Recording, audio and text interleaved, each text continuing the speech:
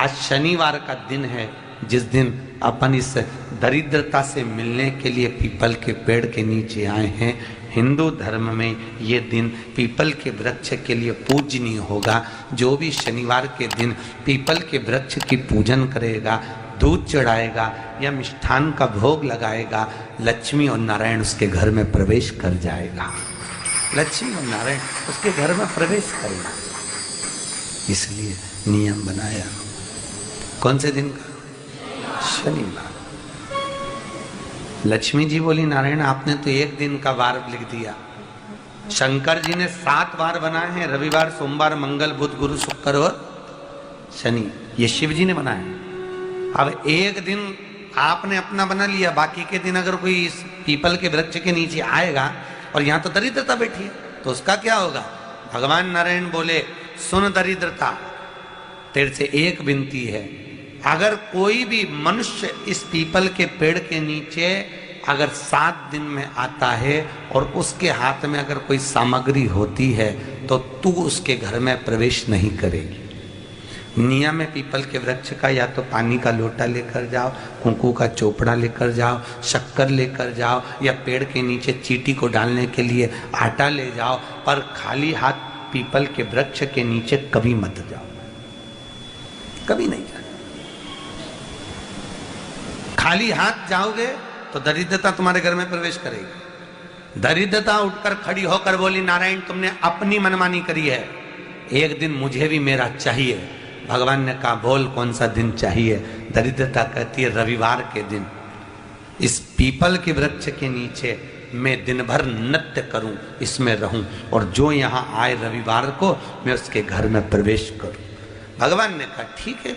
दरिद्रता, रविवार का दिन एक ऐसा दिन रहेगा जिस दिन तू इस पीपल के वृक्ष के नीचे नृत्य करेगी, और जो आएगा इस पीपल के वृक्ष के नीचे तो उसके साथ प्रवेश करेगी। मैंने तुझे वर दिया। इसलिए हमारे यहाँ केवल पीपल का वृक्ष अगर दीवार में भी लग जाता है ना, किसी की फैक्ट्री की दीवार में, किसी के घर की दीवार में पीपल का वृक्ष अगर लग जाता है, पीपल का पौधा लग जाता है, उसको कितना भी तोड़ लो वो वापिस लग जाएगा। फिर तोड़ोगे फिर लग जाएगा। अगर पीपल के पौधे को तोड़ना है तो केवल रविवार का दिन एक नींबू, एक मिर्ची और बमूल का कांटा, ये 3 चीजें रखने के बाद में आधे घंटे बाद रविवार के दिन पीपल के पेड़ को उखाड़ कर फेंक दो।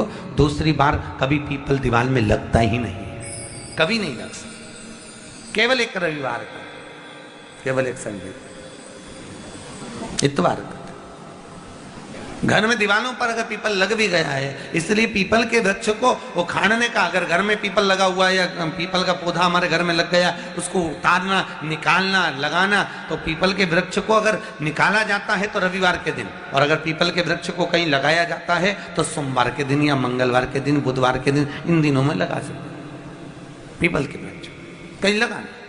शनिवार का दिन एक ऐसा दिन होता है जिस दिन पीपल के वृक्ष को कहीं जाकर लगाया नहीं जाता, क्योंकि शनिवार के दिन पीपल के वृक्ष के नीचे लक्ष्मी रहती है। हम अपने हाथों से अगर पीपल का वृक्ष किसी दूसरी जगह पर शनिवार को रोपित करते हैं तो हमारे घर की लक्ष्मी अपने घर से छिन्न होकर चली जाती है। इसलिए शनिवार के दिन पीपल लगाया नहीं जाता, किसी के घर जाकर उसको वापस पलटा नहीं जाता। लग गया उसको डाल। प्रभु मेरी धर्म पत्नी को कहाँ रखूं आप बताओ? वो तो जहाँ यज्ञ होता है, अनुष्ठान होता है, दान होता है, पुण्य होता है, सत्कर्म होता है, वहां जाने को तैयार नहीं। अब करूं क्या? भगवान ने बोला, एक काम करो। दुर्वासा जी बोले, जिसके यहाँ रात्रि में बर्तन झूठे पड़े रहते हो उसके घर में इस दरिद्रता को लेकर तुम प्रवेश कर जाना। जिसके यहाँ रात्रि में बर्तन झूठे पड़े हो वहां लेकर प्रवेश कर जाओ। दूसरी जगह दुर्वासा जी बोले, जो स्त्री घर में दोपहर के समय पर सो रही हो उसके घर में इसको लेकर प्रवेश कर जाइए। जो स्त्री दोपहर के समय में घर पर सो रही हो, इस दरिद्रता को लेकर प्रवेश कर जाइए। तीसरा, जिसके यहाँ पर दरवाजे पर कांटे वाले पौधे लगे हों उस घर में इस दरिद्रता को लेकर प्रवेश कर जाइए। दरिद्रता, कितनी सुंदर बात कही है।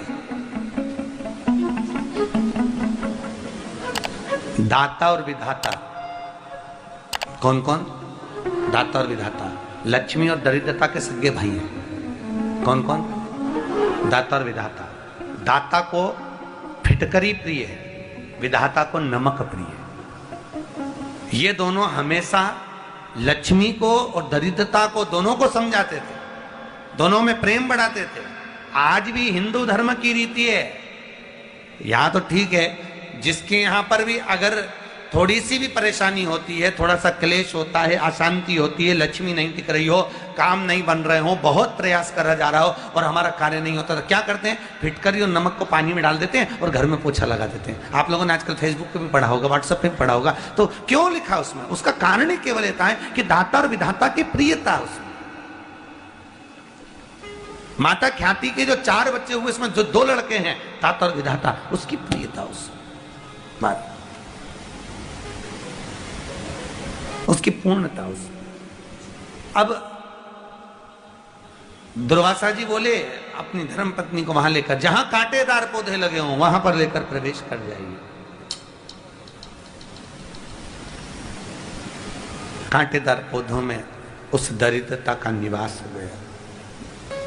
कितना विचित्र कथा यहां वर्णन करी है।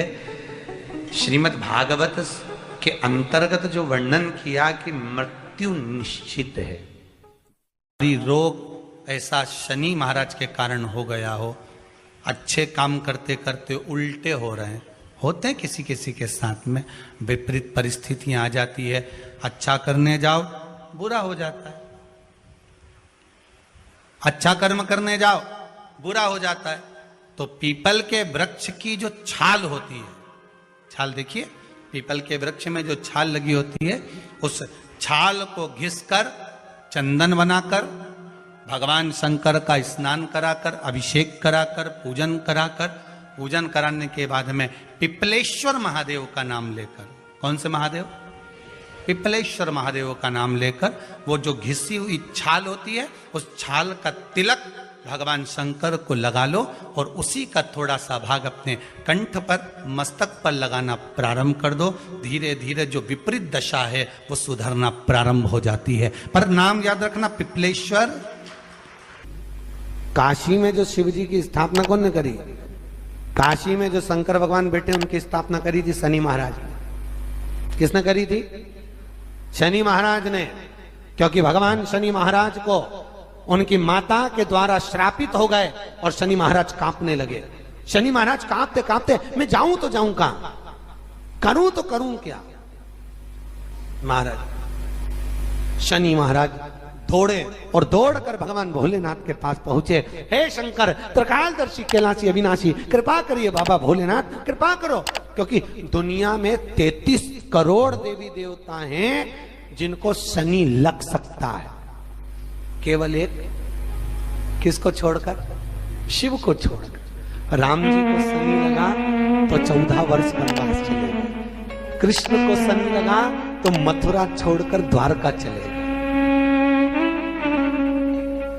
शनि लगा। हनुमान जी को शनि लगा तो गुफा में बैठकर राम राम जपना पड़ा। शनि सबको लगता है, केवल शनि नहीं लगता तो एक मेरे महादेव को, मेरे भोले बाबा को नहीं लगता। शंकर के पास में शनि आ गए। शनि ने आकर कहा, भोलेनाथ कृपा करिए बाबा, मैं बड़ा कष्ट में हूं, मैं करूं क्या? बाबा भोलेनाथ ने कहा, जा गंगा जी के तट पर काशी में जाकर एक शिवलिंग की स्थापना कर, उसकी आराधना कर और तेरा शरीर ठीक हो जाएगा, कष्ट नहीं भोगेगा। शनि महाराज काशी में जाकर शिव जी की स्थापना करें। आज भी नियम है, जिसको शनि लग जाता है, एक काजल की डिब्बी लो और इस बात उतार कर उसको एकांत में जाकर, जंगल आदि में एकांत में किसी पेड़ के नीचे इतना सा खड्डा खोद कर उसमें काजल की डिब्बी को डाल दो और मिट्टी से पूर दो, उस व्यक्ति का शनि समाप्त हो जाता है। काशी विश्वनाथ का नाम लेकर काजल की डिब्बी को 21 बार उतार कर अगर काशी विश्वनाथ का नाम लेकर शनि वाले व्यक्ति को अगर पेड़ के नीचे दबा दे, शनि समाप्त। शनि उसको परेशान नहीं कर सकता। काशी कितनी मूलता, उस क्रम को देखिए। भगवान शंकर पर विश्वास रखकर एक एक पल, एक एक घड़ी, एक एक समय, एक एक नक्षत्र का शिव महापुराण में वर्णन है। यहां तक शास्त्र कहता है कि पीपल के वृक्ष की जब भगवान शिव रचना करे, पीपल के वृक्ष की जब रचना करी गई तो उस पीपल के वृक्ष में भी कौन सा समय किसका है ये शिव महापुराण वर्णन करती है। सुबह 4 बजे से लेकर 7:30 बजे तक पीपल के वृक्ष में ब्रह्मा जी का वासा होता है। 7:30 बजे से लेकर 10:30 पौने 11 बजे तक पीपल के वृक्ष में भगवान विष्णु का वासा होता है। 10:30 बजे से लेकर पीपल के वृक्ष में 11:30 बजे तक पितरों का वासा होता है। 11:30 बजे से लेकर 12:30 बजे तक पीपल के वृक्ष में आहूतों का वासा होता है। 12:30 बजे से लेकर शाम को 4 बजे तक पीपल के वृक्ष में वासुकों का वासा होता है। 4 बजे से लेकर शाम को 7:30 बजे तक पीपल के वृक्ष में शंकर का वासा होता है। 7:30 बजे से लेकर 9:30 बजे तक पीपल के वृक्ष में कुबेर का वासा होता है। 9:30 बजे से लेकर फिर कुबेर के वृक्ष में अन्य देवों का वासा चालू हो जाता है। इसलिए हमारा हिंदू धर्म कहता है, हमारे शास्त्र कहते हैं कि पीपल के वृक्ष को जब पूजा जाता है, पीपल के वृक्ष की जब पूजन करी जाती है तो सुबह 10:30, 11, ज्यादा से ज्यादा 11:30, ज्यादा से ज्यादा 12, उसके पहले पीपल के वृक्ष की पूजन कर लेना चाहिए। रात को कुबेर का वासा होता है, इसलिए पीपल के वृक्ष में दीपावली के दिन रात्रि को 8:30 बजे से लेकर 9:30 बजे के बीच में जो पीपल के वृक्ष के नीचे घी का दिया लगाता है उसके घर में कभी संपदा की कमी नहीं आती है, क्योंकि कुबेर स्वयं विराजमान होता है पीपल के वृक्ष के नीचे। क्यों? क्योंकि 11:30 बजे से लेकर 12:30 बजे तक पीपल के वृक्ष में पितरों का वासा रहता है, आहूतों का वासा रहता है, फिर वासुकों का वासा आता है। पितृ किसको कहते हैं? महाराज जो पूरी उम्र लेकर चले गए और उनके भीतर अभिलाषाएं बहुत थी, मैं ये भी करना चाहता हूं, मैं ये भी करना चाहता हूं, वो पितृ हो जाते हैं। आहूत किसको कहते हैं? जिस माता के गर्भ में बच्चा जन्म ले और मर जाए, या 6 महीने का गर्भ धारण करने के बाद अवर्षण हो जाए, जीव पड़ने के बाद 6 महीने के बाद अगर बच्चा गर्भ में भी शांत हो जाता है, कुंवारी अवस्था में शांत हो जाता है, जिसका विवाह नहीं हुआ ऐसा बच्चा जब शांत हो जाता है, अधोगति में कोई मर जाता है, सुसाइड कर एक्सीडेंट में किसी भी रूप में मर जाता है तो वो आहूत कहलाता है। शनिवार के दिन जो पीपल के वृक्ष में सरसों के तेल का दीप लगाता है उसको शनि कभी परेशान नहीं करता। एक बात हमेशा ध्यान रखिएगा, मान लो अगर कोई भारी रोग ऐसा शनि महाराज के कारण हो गया हो, अच्छे काम करते करते उल्टे हो रहे हैं, होते हैं किसी किसी के साथ में, विपरीत परिस्थितियां आ जाती है, अच्छा करने जाओ बुरा हो जाता है, अच्छा कर्म करने जाओ बुरा हो जाता है।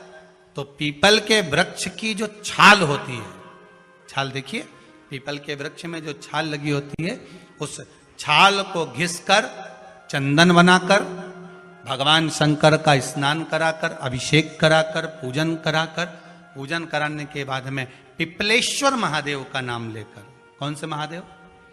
पिपलेश्वर महादेव का नाम लेकर वो जो घिसी हुई छाल होती है उस छाल का तिलक भगवान शंकर को लगा लो और उसी का थोड़ा सा भाग अपने कंठ पर, मस्तक पर लगाना प्रारंभ कर दो। धीरे धीरे जो विपरीत दशा है वो सुधरना प्रारंभ हो जाती है। पर नाम याद रखना, पिपलेश्वर। जम कितना भी दुख, विपदा, कष्ट सम्मुख में खड़ा हुआ हो, कितना भी दुख,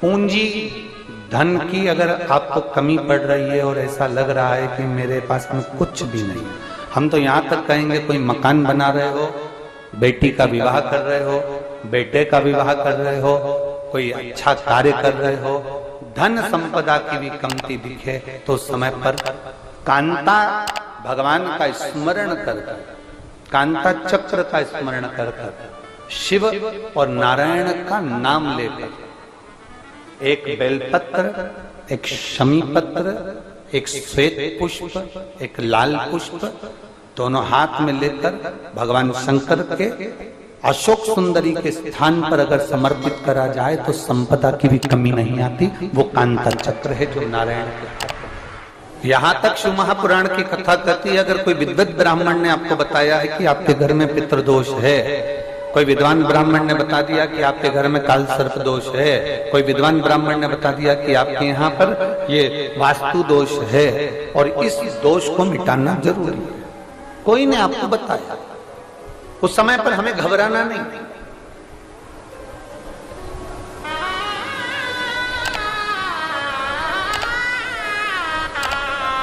उस समय में घबराने का क्रम नहीं है। कहते हैं पीपल का जो जल झड़ता है पीपल के वृक्ष से, आप लोगों ने कभी देखा है कि नहीं देखा, वो हमको नहीं मालूम।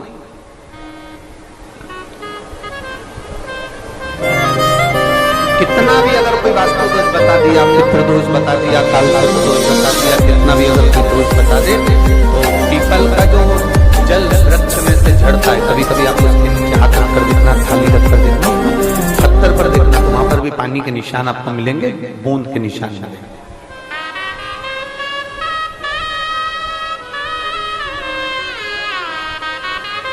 मात्र उस पीपल के वृक्ष के जल की एक बिंदी, एकमात्र बिंदी, शंकर भगवान का जो शिवलिंग है, जलाधारी है, चरण है, गणेश कार्तिकेय का स्थान है, अशोक सुंदरी का स्थान है, और प्रत्येक जलाधारी में से पानी बीच में से आकर नीचे की ओर गिरता है, नीचे की ओर गिरता है।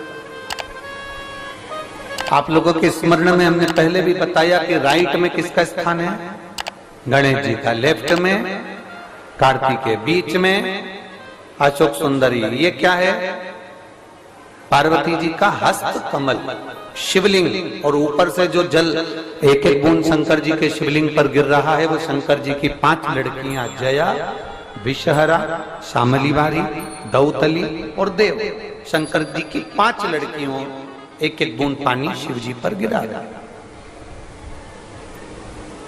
जहां जल नीचे गिरता है उस स्थान से जहां तक जल बहकर जा रहा है, उस स्थान तक 33 कोटि देवताओं का स्थान, 33 कोटि देवताओं का स्थान। अब जहां पानी आया, जहां नीचे गिरा, उसके बीच में जो स्थान होता है, आप लोगों ने देखा है कि नहीं देखा? जिनने देखा है जरा हाथ उठाओ। ये पानी जैसे यहां तक आया और यहां के बाद नीचे गिरेगा, तब वो नाली के माध्यम से बाहर जाएगा। तो जितनी दूर यहां से वो नीचे की ओर जो गिर रहा है, यहां से वो नीचे की ओर जो पानी जा रहा है, ये जो स्थान होता है, ये हमारे 3 दोषों को निवारण तुरंत कर देता है। एक हमारा पितृ दोष, एक हमारा काल सर्प दोष, और एक हमारा वास्तु दोष का निवारण ये तुरंत करता है। और ये तो हमने केवल आपको शिव महापुराण के माध्यम से बताया कि ये 3 दोष का निवारण कर देता है, पर यदि कभी आप ध्यान से लिंग पुराण को पढ़ेंगे, आप यदि लिंग पुराण को पढ़ेंगे और गीता प्रेस गोरखपुर की लिंग पुराण को लाकर यदि आप पढ़ते हैं, या गीता प्रेस गोरखपुर की शिव अंक को भी आप अगर पढ़ेंगे, उसका नंबर हमारे स्मरण में नहीं आ रहा है, शिव अंक को भी अगर आप पढ़ेंगे तो उसमें भी आपको वर्णन मिलेगा कि हम तो केवल 3 दोष का बता रहे हैं, पर हमारे शास्त्र तो यहाँ पर और भी दोषों का वर्णन कर रहे हैं। जैसे किसी ने बता दिया आपको शनि का दोष है, किसी ने बता दिया मंगल का दोष है, किसी ने बता दिया आपको केतु का दोष है, किसी ने बता दिया आपको राहु का दोष है, किसी ने आपको कह दिया कि बृहस्पति का दोष है, किसी ने कह दिया आपको ये वाला दोष है। दुनिया के जितने दोष